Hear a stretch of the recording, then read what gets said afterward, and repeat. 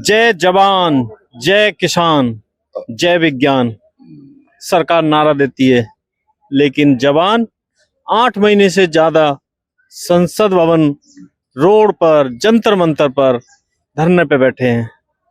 उनसे बात करते हैं, क्या दिक्कत है, क्या दिक्कत आ रही है सर आपको जो रोड पे बैठना पड़ रहा है? जब प्रधानमंत्री देश के मोदी जी बने थे उस टाइम इन्होंने वादा किया था हमारे से कि 1 रैंक 1 पेंशन मैं दूंगा। कांग्रेस नहीं दे पाई थी, तो इन्होंने जो वादा किया था वो पूरा नहीं किया, बल्कि उल्टा हमारे को जंतर मंतर पर बैठा दिया। तो मोदी जी को 9 साल हो गए। 9 साल हो गए, तभी पूरे तो ये नहीं कह रहा है। तो मोदी तो कह रहा है कि मैंने 70,000 करोड़ 65,000 करोड़, तो हम सोचते हैं दिया किसको है, कम से कम ये तो बताए ना। कहीं ऐसा तो ना कि जुमलाबाजी हो, जहाँ कोई भ्रष्टाचार में चले गए हो। एक आरटीआई लगा के पूछ लो, पता चल जाएगा। आरटीआई लगाकर हमने पूछा है, और बोलो सब कुछ पता है। पूछ लिया वो आरटीआई क्या कह रही है? आरटीआई हमने दे दिया है, आरटीआई कह रही है हमने दे दिया। गया कहाँ? वो प्रधानमंत्री मोदी बताएगा, वो कहता 75,000 करोड़ हमने दे दिया। हम इसे उनका यही 2-3 जगह उसने यही जवाब दिया, परंतु अभी तक हमारे को नहीं मिला है, जिसकी वजह से हम यहाँ बैठे हैं। 75,000 करोड़ रुपए जो सरकार ने दिए कहाँ चले गए आपको पता है कुछ? ये तो पता नहीं, कहीं तो मोदी जी 65,000 करोड़ बोलते, कहीं 70,000 करोड़ बोलते, कहीं 75,000 करोड़ बोलते। ये तो कोई क्लियर ही नहीं हो रहा कि कितने का दे दिए या कितने नहीं दे, और किसको दे दिए ये भी तो बताइए ना आकर के। सेना के अंदर की बात पब्लिक में नहीं आती, कुछ भी हो। हाँ जी। लेकिन जब जंतर मंतर पर आप आके बैठे हैं तो कुछ ना कुछ तो बात आ रही है, बाहर आ रही है। कोई कह रहा है कि 1911 का कानून चल रहा है, कोई कह रहा है सेना के अफसरों की तानाशाही चलती है। अंदर की क्या बात है? अंदर की तो बात जो अंदर की है उसको तो हम नहीं कुछ नहीं करेंगे। अंदर के बारे में हम कुछ नहीं बताएंगे, हम बताएंगे जंतर मंतर के बारे में। वो हमारे देश का सिक्योरिटी का मामला है, वो हमारा फर्ज है। हम अंदर की कोई बात नहीं बताएंगे। हमारे से सवाल पूछो ORP के, MSP के, डिसबिलिटी के, जहाँ कोई और, जहाँ एक धरना क्यों चल रहा है, ये है। अंदर की बात नहीं हम फौज की बता सकते। अच्छा, फौज की अंदर की बात ये नहीं बताएंगे कि एक अफसर के पास 10 सिपाही होते हैं, एक कुत्ता टहलाने के लिए होता है, एक कपड़े धोने के लिए होता है, एक पोछा लगाने के लिए होता है, ये नहीं बताएंगे। बाकी ORP की बात बताएंगे। वो ये आपने फिर वही बात छेड़ दी। चलो ठीक है, हाँ कुत्ता लगाने के लिए भी होता है, पोछा लगाने के भी लिए होता है, वो तो हर अफसर के पास 1-1, 2-2, 3-3 होते हैं। हाँ, एक फौजी फौज में लड़ने के लिए जाता है, यदि उससे इस तरह के काम कराए जाएंगे उसका मोरल तो डाउन होगा ना। देखो जी, मोरल डाउन होता जेकर नहीं फौज में यही है कि हुक्म मानना, बाई आर्डर उसको मना लेंगे, नहीं तो फिर उसको पिट्ठू टलना पड़ेगा, या फिर उसकी सीयर खराब हो जाएगी। जेकर नहीं जाएगा तो घर के कपड़े। ये कुछ ऐसी बात पूछना चाहता है जो साहब नहीं बता रहे। साहब पर्दा रखते हैं, मैं पर्दा कम रखता हूँ, क्योंकि नौकरी अपनी का तजर्बा होता है हर आदमी का। साहब जो आप पूछना चाहते हैं वो साहब बताना नहीं चाहते, क्योंकि अंदर की बात बतानी भी नहीं चाहिए। नहीं, हम पूछना ये चाह रहे हैं कि सिपाही फौजी आत्महत्या कर रहा है, इतना टॉर्चर होता है, तो नहीं बताएंगे तो फिर कैसे बदलाव कैसे आएगा? वही तो मैं कह रहा, साहब नहीं बताना चाहते, मैं तेरे को बता देता हूँ। क्योंकि साहब इस बातों से जो ये रैंक के हिसाब से होता ना, साहब को कुछ फिर भी कोई ना कुछ सोचना पड़ता है। अभी आपने अमित की बात सुनी होगी। अमित की बात, एक सिक्योरिटी अफसर है हमारा, कर्नल साहब, इंटेलिजेंस का, वो उसकी फैमिली ने उसको रात को 9 बजे बुलाया। किसके लिए बुलाया वो आप भी जानते हैं, ये सारे जानते हैं। कभी रात को 9 बजे कोई सहक नहीं आता है, बड्डी सिस्टम नहीं आता है। रात को 9 बजे बुलाया, बुलाने के बाद उस लड़के को पर्दा हटाना है। वो पर्दा कैसा हटाया? उस पर्दे हटने से तो पर्दा नहीं उठा, एक गाना भी आता है, पर्दा उठ गया तो बेद खुल जाएगा, अल्लाह मेरी तौबा, अल्लाह मेरी तौबा, आता है ना। वो पर्दा उस बच्चे का ऐसा उठा दिया उस मैडम ने कि वो उसको जान से हाथ धोना पड़ा। इसलिए मैं ये बात नहीं कहना चाहता, साहब भी नहीं कहना चाहते थे, पर हमारे को ये बात है, वो अभी तक उनका परिवार धरने पर बैठा है, उनको कोई इंसाफ नहीं मिल रहा। हर रोज धमकियां आती हैं, तुमको पैसे नहीं मिलेंगे, तुमको ये चीज नहीं मिलेगी, वो नहीं मिलेगी। पर तुम अगर जो बच्चा पढ़ा लिखा है वो ये ऐसा काम नहीं करना चाहता तो क्यों कराते हो? वो तो बच्चे ने करने से इनकार कर दिया, उसको मौत की सजा मिल गई। इतना जुल्म हो रहा है ऐसे में। अभी साहब से बात कर लो बात। ये जंतर मंतर पर जो बैठे हैं फौजी, ये लिमिट में रहना चाहते हैं, ये ना सरकार के खिलाफ बोलते हैं, ये सिर्फ 1 रैंक 1 पेंशन, डिसेबिलिटी पेंशन, अपनी जो विसंगति है अफसरों की और जेसीओ जवानों की, उन पे बात करना चाहते हैं। हम टॉपिक पे आते हैं, जेसीओ और जवान, जो अंतर है दोनों में, आपका फोकस किस पे है?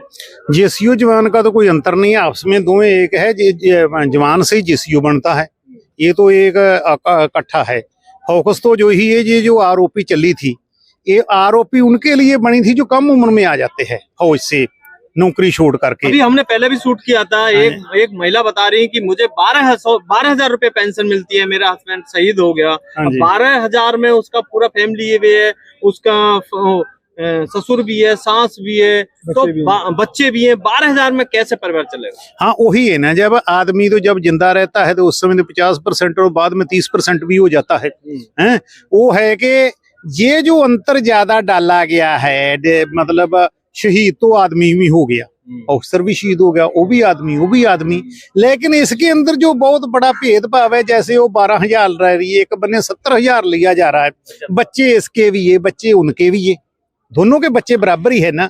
उनका भी पढ़ाई का खर्चा, इनका भी पढ़ाई का खर्चा, खाना उन्होंने खाना इन्होंने। पर ये ज्यादातर अंतर किस लिए रखा?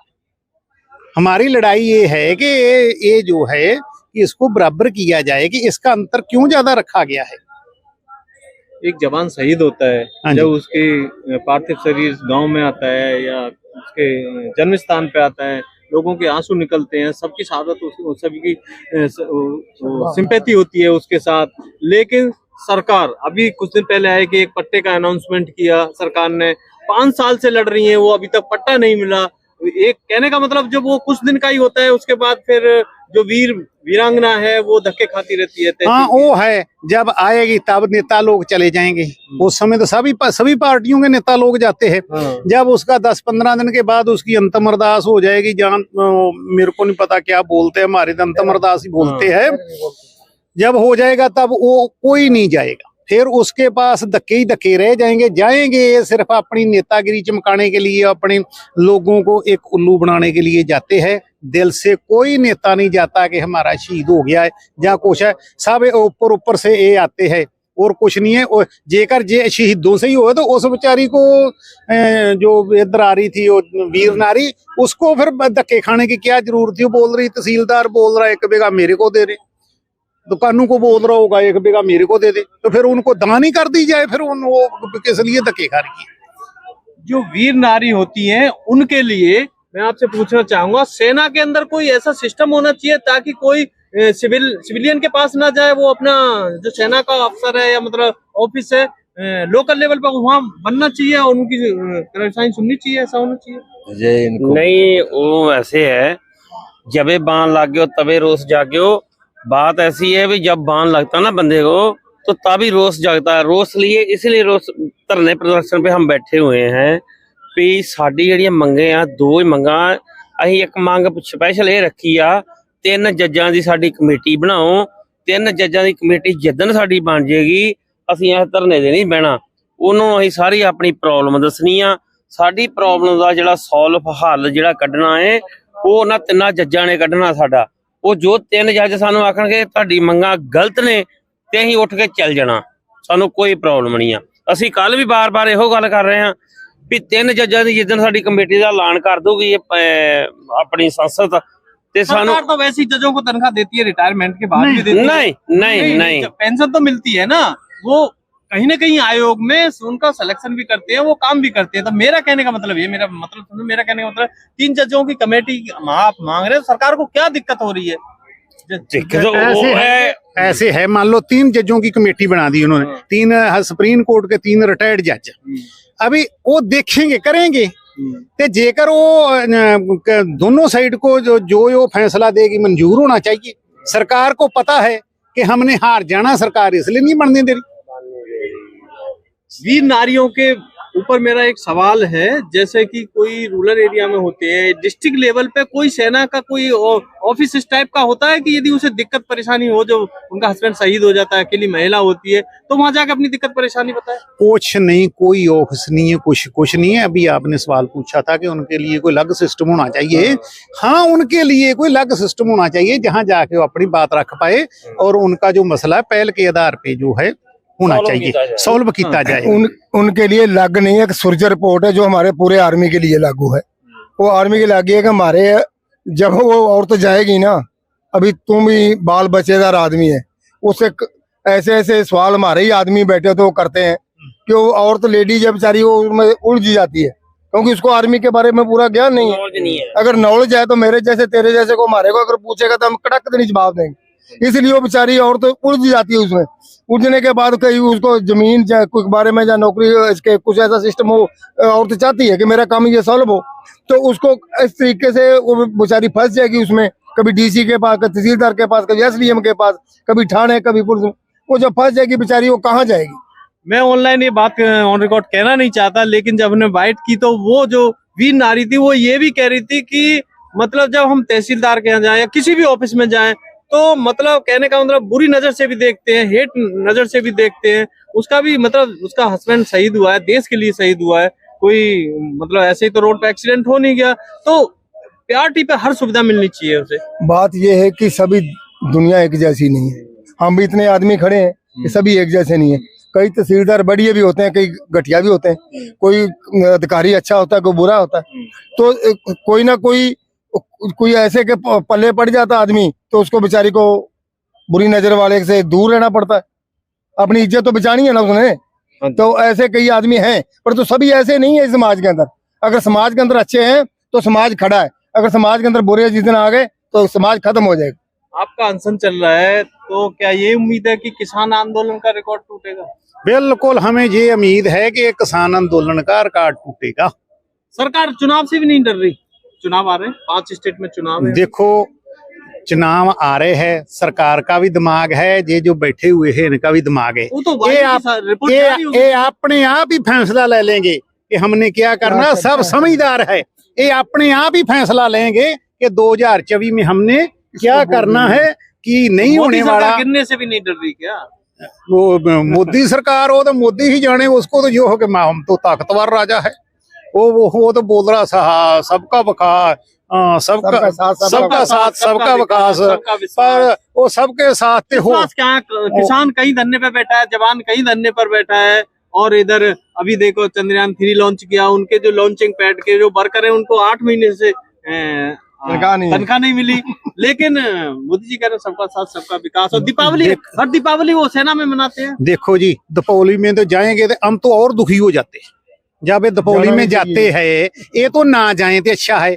जब जाएंगे इनके लिए उधर अधिकारी हमारे बोलेंगे चूना गेरू करो, कुर्सी लाओ, ये करो, वो करो। प्रधानमंत्री जी आएंगे और आखिर में उधर होता क्या, ऑर्डर क्या होता है, कोई आदमी मुंह नहीं खोलेगा। हम कौन ना कैमरा बोल रहा हूँ, मेरे को डरने की जरूरत नहीं है।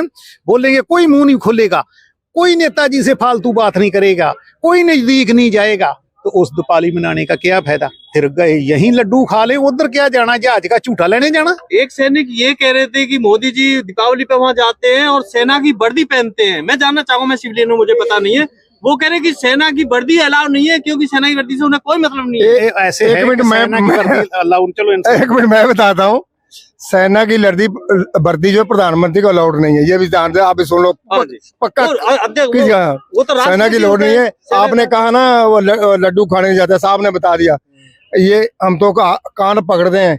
कोई भी मिनिस्टर, कोई भी प्रधानमंत्री, रक्षा मंत्री, आर्मी चीफ, राष्ट्रपति फौज के अंदर जाने नहीं चाहिए। एक जवान का 5 से 6 हजार रुपये खर्चा होता है। एक जवान का कितने जवान दे लो क्या खर्चा होता है, मैं वो भी बताता हूँ। वो वर्दी नहीं खरीदनी पड़ती है, बूट नहीं खरीदने हैं, पगड़ी नहीं खरीदनी है, टाई नहीं खरीदनी पड़ती है, इतना सारा सामान खरीदना पड़ता है। फिर उनके लिए कड़ी, गेरू, बुर्च, बैटर, पैटर, शैटर, ये सब काम करने पड़ते हैं। प्रधानमंत्री वर्दी नहीं पहन सकते, सही बात है। बिल्कुल, प्रधानमंत्री लड़ेगा थोड़ा, लाउड ही नहीं है प्रधानमंत्री। मैं देश के वासियों को मैं बताना चाहता हूँ, ये सेना के लोग कह रहे हैं कि प्रधानमंत्री को वर्दी अलाउ नहीं है, ये गैर कानूनी है, लेकिन सेना में ही जो अफसर हैं वो प्रधानमंत्री की या मंत्रियों की गुलामी करते हैं और जो वो जैसे कर रहे हैं उनकी हाँ में हाँ कर रहे हैं। हाँ जी, क्या कहोगे? हाँ जी, बिल्कुल ऐसे है कि अधिकारियों ने तो कुछ करना नहीं होता, अधिकारी जाएंगे, अधिकारी इनके सलूट के लिए खड़े हो जाएंगे कि प्रधानमंत्री जी आए, प्रधानमंत्री जी का जब हेलीकॉप्टर उतरेगा तो आसपास खड़े रहेंगे, तो जो सीनियर होएगा स्टिक लेकर के वो भी सलूट मार देगा, प्रधानमंत्री जी भी खुश हो जाएंगे। तो जो सबसे ज्यादा तो दुखी वो होता है जो नीचे का, जिनको एमएसपी नहीं दी जा रही, जिसके लिए सलूट तो मानना पड़ेगा, सलूट नहीं मानेगा सस्पेंड हो जाए। जैसे एक आईएएस ने चश्मा लगा कर प्रधानमंत्री जी रिसीव कर लिया तो उसकी नौकरी चली गई, इस तरह से होता है। फिर ये बताओ ना, ये कमांड है ना, जो उसे हो सकता उसकी नजर कमजोर होगी, चश्मा तो मैंने भी लगा रखा है काले रंग का है, तो मेरी तो नजर कमजोर है, मेरी तो मजबूरी है, मेरे को बोलेंगे चश्मा, मैंने उसके बीच जाके ठुकना है, मेरे को तो पता भी नहीं चलेगा कौन उतर रहा है। जब होता है सबसे ज्यादा अपना जो ओआरएस है, जेसीओ और जवान दुखी होता है जब ये जाते हैं। वो क्या है, जेसीओ को डिटेल दी जाती है, ये काम तुमने करवाना है, जवानों को वो दिन रात ला के चूना गेरू करेंगे, जगह पद्धरी करेंगे, पता नहीं क्या कर, अच्छे अच्छे टेबल लग जाएंगे, जाएंगे प्रधानमंत्री 2 मिनट जाके वो वर्दी पहन लेंगे, हाँ जी कैसे है, ठीक है, एक लड्डू उसमें मुंह में दिया, आ गए। उसमें क्या होता है, ये कुछ नहीं है, जहाँ तो कुछ करके आए भी, इनको क्या तकलीफ है। जहाँ तो 10 दिन ग्लेशियर के अंदर प्रधानमंत्री जी रह के आए किले में किसी जवान के साथ ही, तब तो मान लेंगे हम कि ग्लेशियर के अंदर जाके कहीं इधर मारूथल के टिब्बों के अंदर घूमे, वो ओनली फॉर जवान, कोई थ्रेज नहीं होना चाहिए। तो फिर जब पानी भी नहीं मिलेगा तब देशभक्ति का पता चलेगा कि कौन आगे है और कौन पीछे है। ऐसे तो सब चलते, इनके पीछे तो काफिला चलता है, वो जेड सुरक्षा चलती है, 1 दर्जन मेरे ख्याल से डॉक्टरों की टीम भी चलती होगी, पता नहीं बंदूकों वाले कितने चलते हैं, इनको तो कोई है नहीं पता, दे उसको चलता है जो देश की सुरक्षा बंदूक लेके कर रहा है, उसको पता है सुरक्षा कैसे हो रही है। इधर आन के संसद भवन में बैठ के जहाँ अच्छा करके हेलीकॉप्टरों पे देश, वैसे तो ज्यादातर मांगों को पता है, लेकिन आप सरकार को दोबारा दोहराओ कि क्या मांग है आपकी, मेन ओआरपी की, डिसेबल्ड पेंशन की, जो भी मांग है एक दोबारा। हम तो दोहरा ही रहे हैं कि जो ओआरपी बना, लेकिन ये अधिकारियों का इसके अंदर कोई हक नहीं था जो लेकर चले गए, मोटा बता देता हूँ। हाँ, जो एमएसपी है, जो मिलिट्री सर्विस पे है, देखो सबसे आगे तो जवान रहता है, जैसे अब मैं बोल रहा हूँ बे, सबसे आगे अब चूना गेरी दरी बिछाएगा, कुर्सी करेगा, वो जवान करेगा, देश की सुरक्षा तो जवान करेगा, अधिकारी भी पीछे रहता है। और सबसे एमएसपी कम उसकी, सबसे डिसेबिलिटी पेंशन जवान की कम, अधिकारी तो पीछे रह के भी कहीं थोड़ा सा घायल हो जाएगा तो उसको तुरंत हेलीकॉप्टर पे लोड करके दिल्ली और पूना के हॉस्पिटल में बड़े में ले जाएंगे, जवान को वहां फेंक देते जैसे पशु होता है, सीधी सी बात है, फेंकते हैं थोड़ी सी चोट लगने पे ऑफिसर को दिल्ली पहुंचा देते हैं। तो वो ये है कि ये जो ये वसंगतियां की गई है, हम दोबारा यही दोहराना चाहते, जो डिसेबिलिटी, जो एमएसपी, जहाँ ईसीएच, जहाँ सीएसडी कैंटीन, इनके सब में बराबरी होनी चाहिए, क्योंकि सब ने सेना में नौकरी की है, सब देश के सुरक्षित है, हम यही बताना चाहते। और आखिर में मैं यही सरकार को प्रार्थना करता हूँ हाथ जोड़ करके, अभी इन जवानों की बात आकर के सुननी तो चाहिए, एक दिन तो कोई एक नेता आके सुनना चाहिए ना, भी मैं सुनकर आते कोई रहा ही नहीं। ये हैं पूर्व फौजी जिनके भरोसे हमारा देश की सीमा सुरक्षित है, और अभी सेना पे भी, सीमा पे भी जवान पोस्टेड हैं, हाँ तैनात हैं, जिनकी वजह से हम अंदर आराम से सोते हैं। यदि आपको लगता है कि इनका हक अधिकार मिलना चाहिए तो ज्यादा से ज्यादा शेयर करें और कमेंट में जरूर बताएं। Thank you.